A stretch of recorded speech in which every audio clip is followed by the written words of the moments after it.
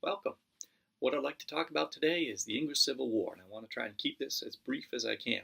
So here's the quick version of it.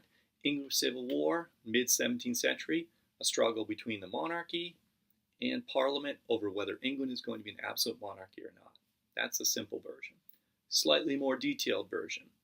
It's the Stuart monarchs in the mid-17th century trying to establish divine right monarchy, and they're facing opposition from a body called Parliament, which is the legislature of England, and they're facing opposition because the English tradition is that a monarch is not an absolute monarch, but that Parliament decides on taxation rates and they decide on the laws with the approval of the monarch.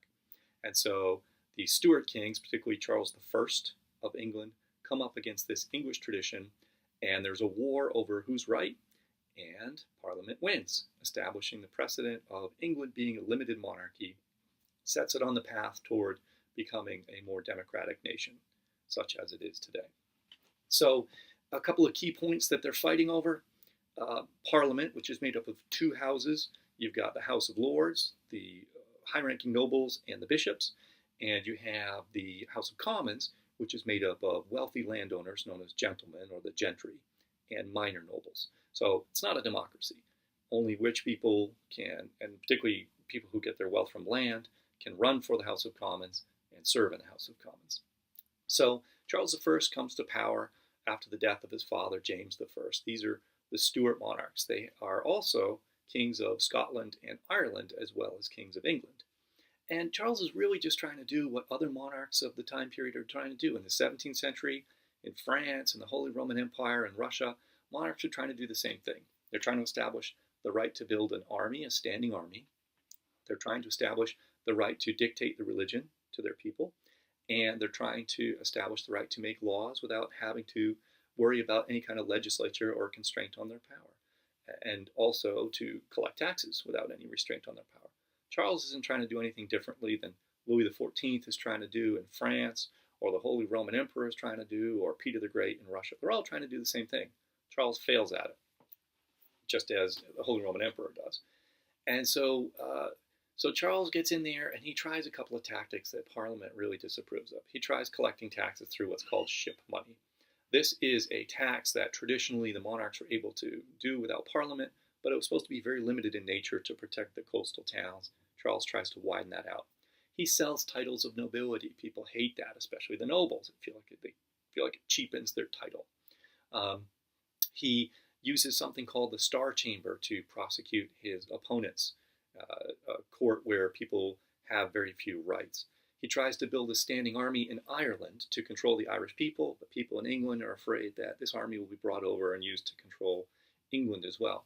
And he tries to impose the Church of England on Scotland, the Presbyterians in Scotland, and he tries to impose the Church of England on the Puritans in England as well. And the Puritans and the Scots respond very poorly to that.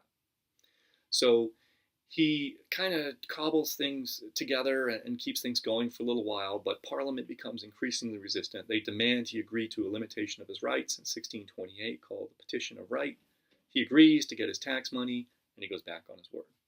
In 1630s, he tries to impose his religion on the Scots. They rebel. They actually invade northern England. He tries to get money to do that, to fight them, and Parliament resists. He calls Parliament in 1640 and says, I need money to defend the country. Parliament says no, and so he just sends them all home and calls the Parliament again. Parliament, same people are elected, they refuse again.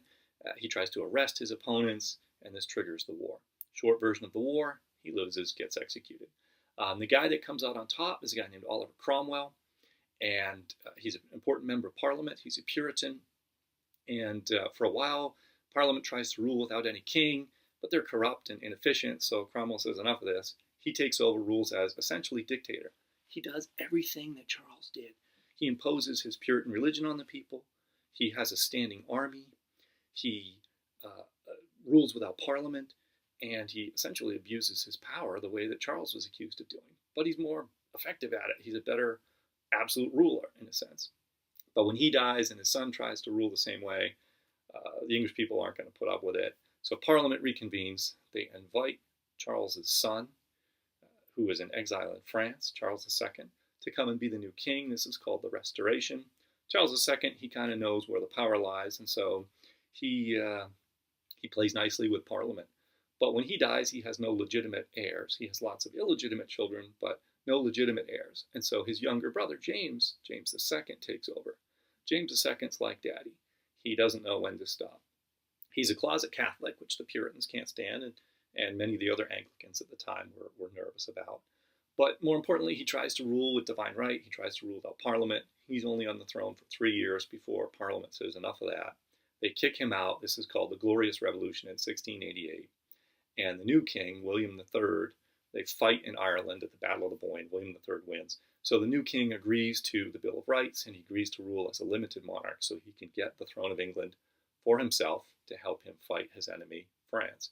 And from that point on, England is a constitutional monarchy or a limited monarchy, and it's continuing on its progression towards becoming the representative democracy that it is today. So I hope that helped. Thanks for watching.